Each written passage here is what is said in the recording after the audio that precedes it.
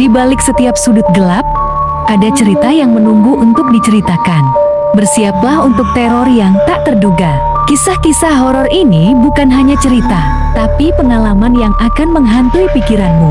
Di tempat ini, suara-suara bisikan akan menjadi teman tidurmu. Selamat datang di Story Horor. Sebelum ke ceritanya, saya mohon dukungannya dengan cara like, komen, dan subscribe biar channel ini terus berkembang.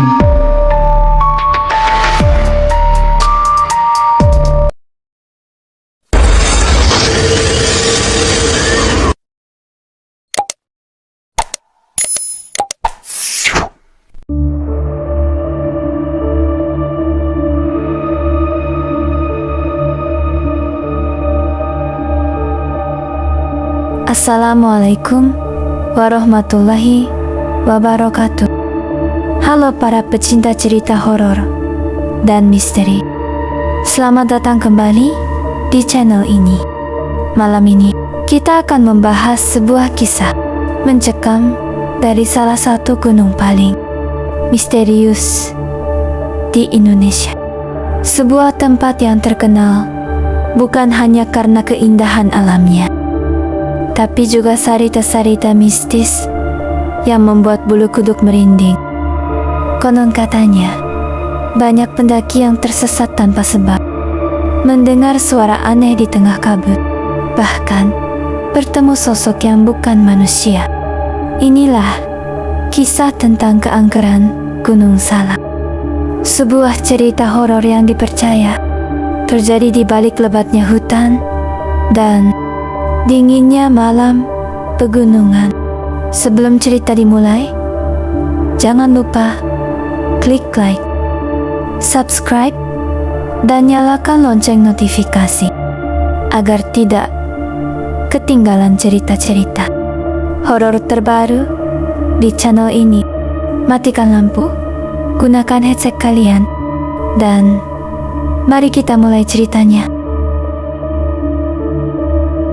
Di balik lebatnya hutan dan dinginnya udara pegunungan, tersimpan kisah-kisah yang tak pernah benar-benar hilang dari ingatan warga sekitar.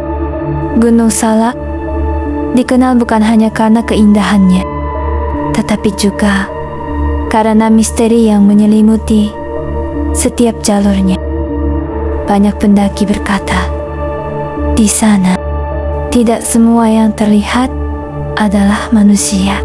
Malam itu, 5 orang sahabat memutuskan mendaki Gunung Salak untuk mengisi liburan akhir pekan. Mereka adalah Ardi, Fikri, Bima, Seno, dan Dika. Meski beberapa warga sempat mengingatkan agar tidak sembarangan bicara selama perjalanan, mereka hanya menganggapnya mitos belaka. Paling cerita orang-orang buat nakut-nakutin, kata Bima sambil tertawa kecil. Mereka mulai mendaki sejak pagi. Jalur masih terasa aman, udara segar, dan suara burung menemani langkah kaki mereka. Namun semakin sore, suasana berubah. Kabut turun lebih cepat dari biasanya. Anehnya, aroma bunga melati mulai tercium di tengah hutan yang seharusnya lembab dan dipenuhi bau tanah basah. Siapa yang pakai parfum? Tanya Seno. Semua saling menatap. Gak ada, jawab Ardi pelan.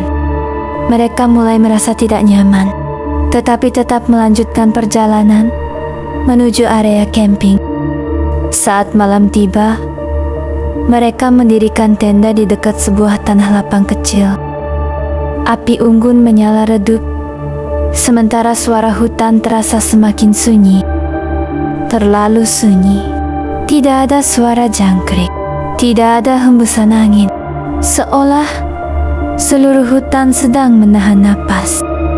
Sekitar pukul 11 malam, Dika terbangun karena mendengar suara langkah kaki mengelilingi tenda. Awalnya, ia mengira itu hewan liar. Tapi, suara itu terdengar seperti langkah manusia. Pelan, pelan, berat, dan berhenti tepat di depan tenda mereka. Di luar, siapa? Bisik Dika. Tak ada jawaban. Beberapa detik kemudian, terdengar suara perempuan tertawa lirih. Bulu kuduk Dika langsung berdiri. Ia membangunkan Ardi. "Kamu dengar nggak?" Ardi mengangguk pelan. Wajahnya pucat. Lalu, dari balik kain tenda, tampak bayangan seseorang berdiri diam. Rambut panjang, menjuntai. Tubuhnya tinggi, terlalu tinggi. Bayangan itu tidak bergerak sedikit pun. Mereka membeku. Tak lama kemudian, terdengar suara perempuan memanggil lirih dari luar. "Buka tendanya." Suara itu lembut, tapi anehnya terdengar seperti datang dari segala arah sekaligus. Tak ada yang berani menjawab. Fikri yang penasaran mencoba mengintip lewat celah resleting tenda. Dan detik itu juga, tubuhnya langsung mundur sambil gemetar. "Astagfirullah, ada apa?" bisik Seno, panik. Dengan suara terbata-bata Fikri berkata, "Itu bukan manusia," katanya. Di luar berdiri sosok perempuan berbaju putih lusuh. Wajahnya tertutup rambut panjang. Namun, yang membuatnya takut, kaki sosok itu tidak menyentuh tanah. Ia melayang sekitar 1 meter dari tenda. Malam itu tak ada yang tidur. Mereka hanya berdoa sampai pagi. Namun saat matahari mulai muncul, mereka sadar sesuatu yang lebih mengerikan terjadi. Tenda mereka tidak berada di area camping, melainkan di tengah hutan lebat. Di depan mereka berdiri sebuah pohon besar tua dengan kain putih melilit batangnya. Dan di tanah terdapat sesajen yang masih baru. Padahal semalam mereka yakin mendirikan tenda di lapangan terbuka. Mereka segera membereskan barang dan turun gunung. Namun perjalanan pulang tidak semudah yang dibayangkan. Jalur yang mereka lewati seperti berputar-putar. Mereka kembali ke tempat yang sama. Pohon besar itu lagi, dan lagi. Sampai akhirnya mereka bertemu. Seorang kakek berpakaian sederhana membawa tongkat kayu. "Kalian dari tadi muter di sini," kata kakek itu datar. "Kakek tahu jalan keluar?" tanya Ardi putus asa. Kakek itu mengangguk. "Tapi tadi malam kalian bikin gaduh ya?" Mereka terdiam. Teringat bagaimana Bima sempat bercanda kasar tentang cerita mistis Gunung Salak. Kakek itu hanya berkata, "Kalau masuk ke tempat yang bukan milik kita, jaga mulut." Setelah mengikuti si kakek selama hampir 1 jam, akhirnya mereka sampai ke jalur utama. Anehnya, saat menoleh ke belakang, kakek itu sudah tidak ada. Padahal jalan setapak lurus tanpa cabang.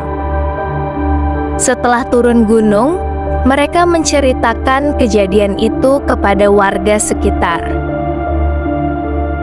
Namun salah satu warga hanya diam lalu berkata pelan, "Kalian beruntung masih dipulangin. Karena menurut cerita lama, Tidak semua pendaki yang diajak bermain penghuni Gunung Salak bisa kembali. Dan hingga sekarang, saat kabut turun terlalu cepat di Gunung Salak, masih ada suara perempuan tertawa lirih di antara pepohonan.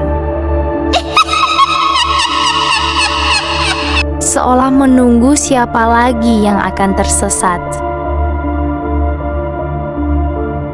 Itulah kisah horor tentang keangkeran Gunung Salak. Tempat yang hingga kini masih menyimpan banyak misteri yang belum terpecahkan.